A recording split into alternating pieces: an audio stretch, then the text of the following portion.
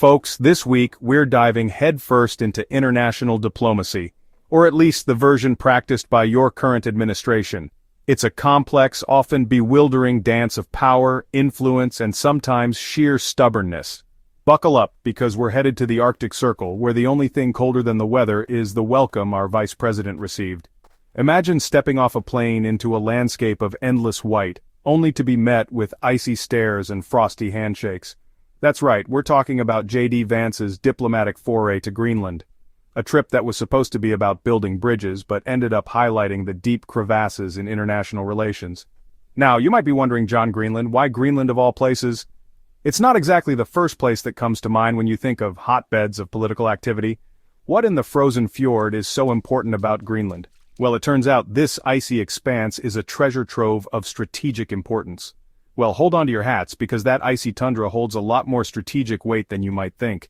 Think rare earth minerals, potential shipping routes, and a strategic position that has global powers eyeing it like a hawk, and enough geopolitical tension to make a polar bear nervous. The Arctic is becoming a new frontier for geopolitical maneuvering, with countries vying for control over its untapped resources and strategic locations. Vance's trip, ostensibly about strengthening ties with Greenland, quickly turned into a diplomatic debacle, with missteps and misunderstandings that left both sides feeling the chill, leaving a trail of frostbite on U.S. Greenland relations. The fallout from this trip has been significant, with both nations now navigating a more complicated and frosty relationship. So, grab your parkas, folks, and let's dissect this Arctic misadventure. We'll explore the key moments, the critical errors, and what this means for the future of U.S. diplomacy in the Arctic region. It's a tale of ambition, miscalculation, and the harsh realities of international politics. You see, Greenland, while technically part of the Kingdom of Denmark, enjoys a considerable degree of self-governance. This means that while Denmark handles certain aspects like foreign affairs and defense, Greenland has a significant amount of autonomy. They manage their own internal affairs, including their education system, healthcare, and even their police force.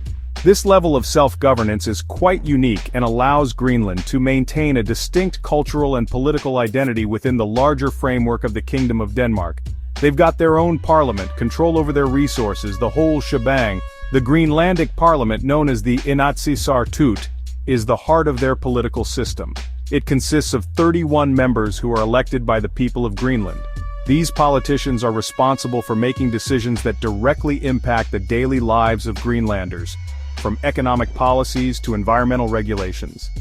This level of control is crucial for a region that is rich in natural resources and has a unique set of challenges and opportunities. But here's the rub. They also happen to sit on a treasure trove of natural resources.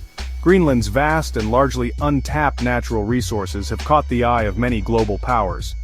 The island is home to significant deposits of minerals, including rare earth elements that are essential for modern technology. These resources are not just valuable. They are strategically important in a world that is increasingly reliant on advanced technology and renewable energy. We're talking oil, natural gas, uranium, and a whole periodic table of rare earth minerals. The potential for oil and natural gas extraction in Greenland's waters has been a topic of interest for years. Additionally, the presence of uranium and other rare earth minerals makes Greenland a key player in the global resource market. These resources could potentially transform Greenland's economy, providing new opportunities for development and growth. And guess who's been eyeing those resources with the subtlety of a hungry polar bear at a seal convention? The United States has long been interested in Greenland's strategic and economic potential. This interest is not just about the resources themselves, but also about the geopolitical advantages that come with having a presence in the Arctic region. The U.S. sees Greenland as a critical location for both economic and military reasons. You guessed it, the good old US of A American interest in Greenland is not a new phenomenon. Over the years, various U.S. administrations have explored different ways to strengthen their ties with Greenland, from economic partnerships to military cooperation. The strategic importance of Greenland cannot be overstated, especially in the context of global climate change and the opening of new shipping routes in the Arctic. Now, this isn't exactly news. The interest in Greenland's resources and strategic position has been a topic of discussion for decades. Historical records show that the U.S. has been eyeing Greenland since at least World War II, when it established military bases on the island. The changing geopolitical landscape and the increasing importance of the Arctic region have only intensified this interest. Remember back in 2019 when the former guy, the one with the hair, tried to buy Greenland outright? That proposal by former President Donald Trump made headlines around the world. The idea of purchasing Greenland was met with a mix of amusement and disbelief, but it also highlighted the serious strategic considerations behind such a move. The proposal was ultimately rejected, but it brought renewed attention to Greenland's importance on the global stage. Yeah, not exactly our finest diplomatic moment. The reaction from Greenlandic and Danish officials was swift and unequivocal. They made it clear that Greenland was not for sale, and that any discussions about its future would need to respect the wishes of its people. This incident served as a reminder of the complexities and sensitivities involved in international relations, especially when it comes to issues of sovereignty and self-determination. Fast forward to March 2025 and enter stage right J.D. Vance, our very own vice president. Vance, flanked by his wife Usha and a coterie of advisors, descended upon Greenland like a penguin on a mission. Their stated goal? To strengthen ties with Greenland and discuss potential areas of cooperation. Sounds innocuous enough, right? Except here's the thing. The trip was about as well received as a heat wave in an igloo. You see, it turns out that dropping in on a country, especially one with a history of being treated like a geopolitical pawn, without much in the way of prior consultation, doesn't exactly scream respect. Now you might be thinking, hold on John, didn't you say Greenland was part of Denmark? Yes, that's absolutely correct. Greenland is an autonomous territory within the Kingdom of Denmark. It's a vast, icy expanse with a small population, but it holds significant geopolitical importance. So where do they fit into all of this? Well, it's a bit of a complicated relationship. Denmark oversees Greenland's foreign affairs and defense, but Greenland has its own government that handles most domestic matters. Well, imagine you're Denmark for a second. You're a small but prosperous country in Northern Europe, known for your high quality of life, beautiful landscapes, and progressive policies. You're chilling in Copenhagen, enjoying some hygge, that unique Danish concept of coziness and contentment, perhaps sipping on a hot cup of coffee in a quaint cafe, when suddenly the U.S. Vice President shows up on your doorstep, unannounced and uninvited, bringing with him a whirlwind of political drama. He starts criticizing your parenting skills, metaphorically speaking, questioning how you're managing your responsibilities towards Greenland. And then, to top it all off, he tries to make a deal with your somewhat rebellious teenager behind your back. It's like a diplomatic version of teenage rebellion. That's more or less what Vance did. He publicly accused Denmark of neglecting Greenland's security and well-being.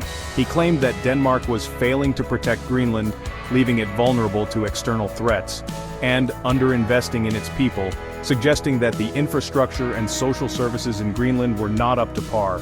This, he argued, left Greenland ripe for the picking by those nefarious actors Russia and China, who are always on the lookout for strategic advantages in the Arctic. And the solution, according to Vance? Well, he proposed a closer partnership with the United States. Why, a partnership with the good old US of A, of course. He suggested that the US could provide the necessary support and investment to secure Greenland's future. You know, the country that's been known to overthrow democratically elected governments and install dictators in the name of, wait for it, freedom and democracy. It's a bold move to say the least, and one that has sparked a lot of debate and controversy. But whether it's the right move for Greenland and Denmark remains to be seen. Section 5, talk but no tack, Greenland pushes back. Needless to say, Greenland wasn't exactly thrilled with this whole song and dance. Greenland's Prime Minister, Jens Frederik Nielsen, called the visit disrespectful and a prime example of neo-colonialism. And in a show of unity that would make a penguin colony proud, a new coalition government was formed in Greenland just prior to Vance's arrival, sending a clear message: we're united, and we're not interested in being anyone's pawn. It turns out, folks, that Greenlanders, the people who actually live in Greenland, have this crazy notion that they should have a say in their own future. Who would have thought?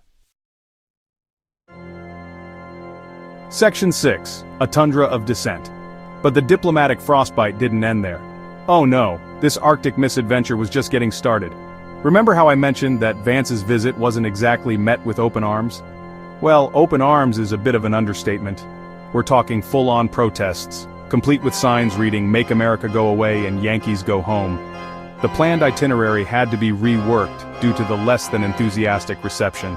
The Vances ended up spending most of their time at the Patuxent Space Base, a U.S. military installation. You know, because nothing says we respect your sovereignty like holing up in a military base and avoiding any real interaction with the local population. Section 7. The Arctic Prize, more than just ice. Now you might be wondering why the US is so interested in cozying up to Greenland. Well, aside from the aforementioned treasure trove of natural resources, the Arctic is becoming increasingly important strategically.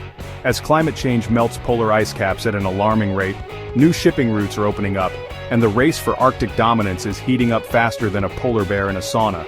The US, along with Russia, China, and Canada, are all vying for a piece of the Arctic pie, and Greenland, right smack dab in the middle of it all, is caught in the middle of this geopolitical tug-of-war. Section 8. Echoes of Offers Past. The thing is, this whole Greenland saga shines a light on a larger issue, the way the US interacts with the rest of the world. There's a tendency, particularly when it comes to smaller nations, to treat them as pawns in a larger geopolitical chess game, rather than sovereign nations with their own interests and aspirations. This might-makes right approach might have worked in the past, but, in today's increasingly multipolar world, it's a recipe for disaster. Section 9. A new Arctic chill. So, what's the takeaway from this Arctic misadventure? Well, for starters, it seems that J.D. Vance's diplomatic skills are about as effective as a screen door on a submarine. But more importantly, it highlights the need for a fundamental shift in U.S. foreign policy.